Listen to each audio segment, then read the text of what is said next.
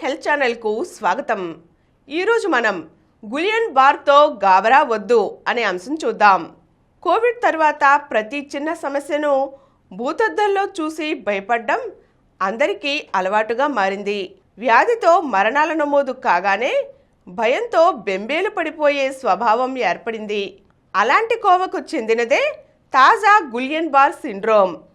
అందరినీ భయభ్రాంతులకు గురిచేస్తున్న ఈ వ్యాధి గురించి వైద్యులు ఏం చెబుతున్నారంటే, గులియన్ బార్పై వాస్తవాలు. ఇది కొత్త వ్యాధి కాదు, 100 ఏళ్ల నుంచి మనుగడలో ఉన్నదే. ఒకరి నుంచి మరొకరికి వ్యాపించే అంటువ్యాధి కానే కాదు. మన వ్యాధి నిరోధక వ్యవస్థ మన మీద దాడి చేసే ఆటో ఇమ్యూన్ డిజార్డర్ ఇది. ఎంత త్వరగా లక్షణాలను గుర్తించి వైద్య చికిత్స అందిస్తే అంత త్వరగా కోలుకోవచ్చు. వ్యాధి ప్రాణాంతకంగా మారే అవకాశాలు తక్కువ. శరీరతత్వం, జన్యు మేకప్ల మీదే గులియన్ బార్ సిండ్రోమ్ తలెత్తే అవకాశాలు ఆధారపడి ఉంటాయి. ఈ రుగ్మత ఎవరికైనా, ఏ వయసు వారికైనా రావచ్చు. వ్యాధి దశ మీదే లక్షణాలు ఆధారపడి ఉంటాయి. ప్రధానంగా ఇది ఆటో ఇమ్యూన్ డిజార్డర్, అంటే బయటి కారకాల వల్ల కాకుండా మన శరీరంలోనే జనించే ఆరోగ్య సమస్య ఇది. వైరల్ జ్వరాలు తగ్గిన తర్వాత కీళ్లవాతాలు వేధించడం సర్వసాధారణం. అలాగని కీళ్లవాతానికి వైరస్కు సంబంధం లేదు. వైరస్తో పోరాడే శరీర స్పందన ఫలితమే కీళ్లవాతం. గులియన్ బార్ సిండ్రోమ్ కూడా అటువంటిదే. ఈ రుగ్మతకు బ్యాక్టీరియాకు ఎలాంటి సంబంధమూ లేదు. వ్యాధికారక బ్యాక్టీరియాకు మన శరీరంలోని మంచి బ్యాక్టీరియాకు కొన్ని పోలికలు ఉంటాయి. శరీరంలోని కామన్ బ్యాక్టీరియాను ఉపయోగకరమైన మంచి బ్యాక్టీరియాగా మన రోగనిరోధక వ్యవస్థ గుర్తుపడుతుంది. కానీ వ్యాధికారక బ్యాక్టీరియా మన శరీరంలోని మంచి బ్యాక్టీరియాల యాంటీజన్లు ఒకే రకమైనవి కావడం వల్ల మాలిక్యులర్ మిమిక్రీ పరిస్థితి తలెత్తుతుంది. దాంతో మన శరీరంలోని యాంటీబాడీలు వ్యాధికారక బ్యాక్టీరియాతో పాటు మంచి బ్యాక్టీరియా మీద దాడి చేస్తాయి. ఫలితంగా నాడులు దెబ్బతిని గులియన్ బార్ సిండ్రోమ్ ఏర్పడుతుంది. గులియన్ బార్ సిండ్రోమ్ కొత్తదేమీ కాదు, 100 ఏళ్ల నుంచి మనుగడలో ఉన్న పాత వ్యాధే. సిండ్రోమ్ అంటే లక్షణాల సమాహారం అని అర్థం. కొన్ని నిర్దిష్టమైన లక్షణాలు బయటపడతాయి కాబట్టి ఈ రుగ్మతను సిండ్రోమ్గా పేర్కొంటున్నారు. గులియన్ బార్ సిండ్రోమ్లో ప్రధానంగా నాడీ వ్యవస్థ దెబ్బతిని పక్షవాతాన్ని పోలిన లక్షణాలు కనిపిస్తాయి. అలాగని దీన్ని పక్షవాతంగా పొరపాటు పడకూడదు. ఈ వ్యాధి లక్షణాలు ఎలా ఉంటాయంటే, చేతులు కాళ్లలో తిమ్మిర్లు, బలహీనత, నడవడం మెట్లెక్కడంలో ఇబ్బంది, నడక తడబడటం, మింగడంలో ఇబ్బంది, కనురెప్పలు మూయలేకపోవటం, మొదట కాళ్ళు చేతులు పడిపోవచ్చు, నీరసం నిస్సత్తువ ఉండవచ్చు. పక్షవాతం లక్షణాలు శరీరంలో పైనుంచి కిందకు లేదా కింద నుంచి పైకి వ్యాపించవచ్చు. కూర్చుని లేవడంలో ఇబ్బంది మొదలు వెంటిలేటర్ సపోర్టుకు చేరుకునే వరకు ఈ వ్యాధిలో 6 దశలు ఉంటాయి. ఈ దశల మధ్య సమయ నిడివి కొందరిలో ఎంతో తక్కువగా ఉంటుంది. వ్యాధి తీవ్ర రూపం దాల్చడానికి 3 నుంచి 4 వారాలు పడుతుంది. కానీ కొందరిలో కూర్చుని నిలబడడానికి ఇబ్బంది పడే తొలి దశ వారం రోజుల్లోనే వెంటిలేటర్కు చేరుకునే చివరి దశకు పెరిగిపోతుంది.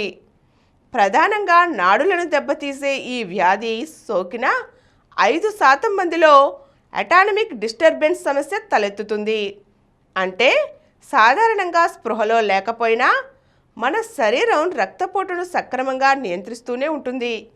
అయితే గులియన్ బార్ సిండ్రోమ్ వల్ల అటానమిక్ నాడీ వ్యవస్థ దెబ్బతిన్న అతి కొద్ది మందిలో రక్తపోటు నియంత్రణ కోల్పోయి పరిస్థితి విషమించవచ్చు.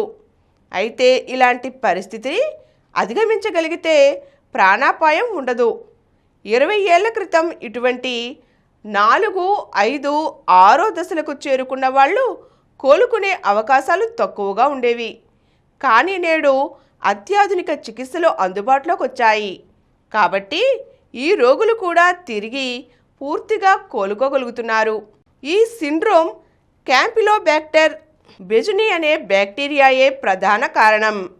కలుషిత నీటిలో ఉండే ఈ బ్యాక్టీరియా సోకడంతో గులియన్ బార్ సిండ్రోమ్ రుగ్మతకు బీజాలు పడ్డాయి. ఈ బ్యాక్టీరియల్ ఇన్ఫెక్షన్ సోకి విరోచనాలు వేధించి కోలుకున్న 2 నుంచి 3 వారాల తరువాత పక్షవాత లక్షణాలు మొదలై ఈ రుగ్మత వెలుగులోకి వచ్చింది. నిజానికి విరోచనాలే కాకుండా జలుబు, దగ్గుతో పాటుగా వైరల్ ఇన్ఫెక్షన్ నుంచి కోలుకున్న తర్వాత కూడా ఈ సిండ్రోమ్కు గురయ్యే అవకాశాలు ఉన్నాయి. ఇలా 30 నుంచి 40% మందిలో పూర్వ రుగ్మతలు తగ్గిన తరువాత గులియన్ బార్ సిండ్రోమ్ తలెత్తవచ్చు. మిగిలిన 60 నుండి 70% మందిలో ఎలాంటి లక్షణాలు, రుగ్మతలు లేకుండా నేరుగా పక్షవాతంతోనే ఈ సిండ్రోమ్ బయటపడవచ్చు. తీవ్ర రుగ్మత నుంచి, సర్జరీల నుంచి కోలుకున్న వారిలో కూడా ఆటో ఇమ్యూన్ స్ట్రెస్ తలెత్తి నాడీ వ్యవస్థ దెబ్బతిని ఈ సిండ్రోమ్ తలెత్తవచ్చు. ఈ రుగ్మతను ఎంత త్వరగా నిర్ధారించి చికిత్సను అందించగలిగితే అంత మెరుగ్గా, వేగంగా కోలుకోగలుగుతారు. 100 మంది గులియన్ బార్ సిండ్రోమ్ రోగుల్లో కేవలం 1-2కి మాత్రమే పెరిఫెరల్ నాడీ వ్యవస్థతో పాటుగా మెదడు, రక్తపోటు కూడా ప్రభావితం అవుతాయి. ఫలితంగా పరిస్థితి ప్రాణాంతకంగా మారుతుంది. అయితే రక్తపోటు, మెదడు ప్రభావితం కానంత వరకు వెంటిలేటర్ స్థితికి చేరుకున్న రోగులను కూడా తిరిగి పూర్తిగా కోలుకునేలా చేసే చికిత్సలు అందుబాటులో ఉన్నాయి. అయితే ఈ రుగ్మతకు ప్రారంభంలోనే అడ్డుకట్ట వేయాలంటే లక్షణాలను గుర్తించిన వెంటనే ఆలస్యం చేయకుండా వైద్యులను కలవాలి. ఈరోజు మనం గులియన్ బార్ సిండ్రోమ్ గురించి తెలుసుకున్నాం కదండి.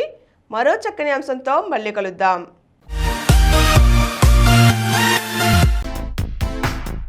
ఈ కార్యక్రమం మీకు ఎంతో నచ్చింది కదా. ఇటువంటి మరిన్ని వీడియోల కోసం అనతి కాలంలోనే 20 కోట్లకు పైగా వ్యూస్ సాధించిన సమరం ఛానల్ సమర్పించు సమరం హెల్త్ ఛానల్కు సబ్స్క్రైబ్ చేయండి, లైక్ చేయండి, మీ ఫ్రెండ్స్కి షేర్ చేయండి. అలాగే ప్రక్కనున్న గంట సింబల్ని ప్రెస్ చేయడం మర్చిపోకండి.